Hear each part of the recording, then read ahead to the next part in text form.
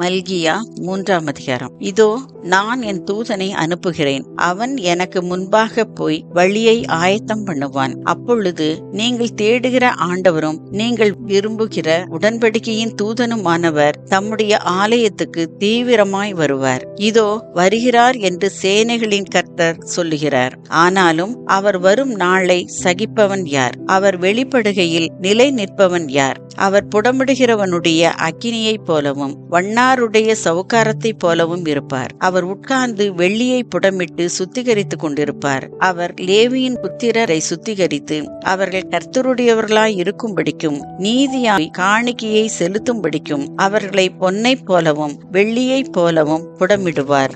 அப்பொழுது பூர்வ நாட்களிலும் முந்தின வருஷங்களிலும் இருந்தது போல யூதாவின் காணிக்கையும் எருசலேமின் காணிக்கையும் கர்த்தருக்கு பிரியமாயிருக்கும். நான் நியாய தீர்ப்பு செய்யும்படி உங்களிடத்தில் வந்து சூனியக்காரருக்கும் விபசாரருக்கும் பொய்யான இடுகிறவர்களுக்கும் எனக்கு பயப்படாமல் விதவிகளும் திக்கற்ற பிள்ளைகளும் ஆகிய கூலிக்காரரின் கூலியை அபகரித்துக் கொள்ளுகிறவர்களுக்கும் பரதேசிக்கு அநியாயம் செய்கிறவர்களுக்கும் விரோதமாய் தீவிரமான சாட்சியாய் இருப்பேன் என்று சேனைகளின் கர்த்தர் சொல்கிறார். நான் கர்த்தர், நான் மாறாதவர். ஆகையால் யாக்கோபின் புத்திரராகிய நீங்கள் நிர்மூலமாகவில்லை. நீங்கள் உங்கள் பிதாக்களின் நாட்கள் தொடங்கி என் கட்டளைகளை கைக்கொள்ளாமல் அவைகளை விட்டு விலகி போனீர்கள்.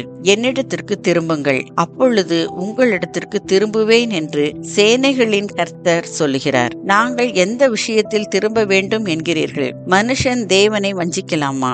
நீங்களோ என்னை வஞ்சிக்கிறீர்கள். எதிலே உம்மை வஞ்சித்தோம் என்கிறீர்கள்? தசம பாகத்திலும் காணிக்கைகளிலும் தானே. நீங்கள் சபிக்கப்பட்டவர்கள். ஜனத்தாராகிய நீங்கள் எல்லாரும் என்னை வஞ்சித்தீர்கள். என் ஆலயத்தில் ஆகாரம் உண்டாயிருக்கும்படி தசம பாகங்களை எல்லாம் பண்டசாலையிலே கொண்டு வாருங்கள். அப்பொழுது நான் வானத்தின் பலகணிகளை திறந்து இடங்கொள்ளாமற் போகும் மட்டும் உங்கள் மேல் ஆசீர்வாதத்தை வர்ஷிக்க மாட்டேனோவென்று அதனால் என்னை சோதித்து பாருங்கள் என்று சேனைகளின் கர்த்தர் சொல்கிறார். பூமியின் கனியை பட்சித்து போடுகிறவைகளை உங்கள் நிமித்தம் கண்டிப்பேன். அவைகள் உங்கள் நிலத்தின் பலனை அளிப்பதில்லை. வெளியில் உள்ள திராட்சை கொடி பழமில்லாமற் போவதும் இல்லை என்று சேனைகளின் கர்த்தர் சொல்லுகிறார். அப்பொழுது எல்லா ஜாதிகளும் உங்களை பாக்கியவான்கள் என்பார்கள். தேசம் விரும்பப்படத்தக்கதாய் இருக்கும் என்று சேனைகளின் கர்த்தர் சொல்லுகிறார். நீங்கள் எனக்கு விரோதமாய் பேசின பேச்சுக்கள் கடினமாய் இருக்கிறது என்று கர்த்தர் சொல்லுகிறார். ஆனாலும் உமக்கு விரோதமாக என்னத்தை பேசினோம் என்கிறீர்கள்?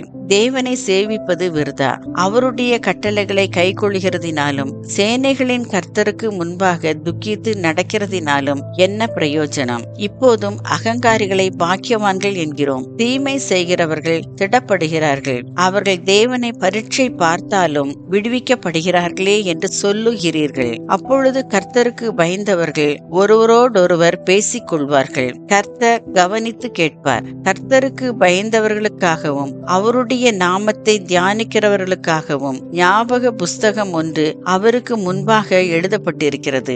என் சம்பத்தை நான் சேர்க்கும் நாளிலே அவர்கள் என்னுடையவர்களாய் இருப்பார்கள் என்று சேனைகளின் கர்த்தர் சொல்லுகிறார். ஒரு மனுஷன் தனக்கு ஊழியம் செய்கிற தன்னுடைய குமாரனை கடாட்சிக்கிறது போல நான் அவர்களை கடாட்சிப்பேன். அப்பொழுது நீங்கள் நீதிமானுக்கும் துன்மார்க்கனுக்கும் தேவனுக்கு ஊழியம் செய்கிறவனுக்கும் அவருக்கு ஊழியம் செய்யாதவனுக்கும் இருக்கிற வித்தியாசத்தை திரும்பவும் காண்பீர்கள் என்பதே. ஆமேன்.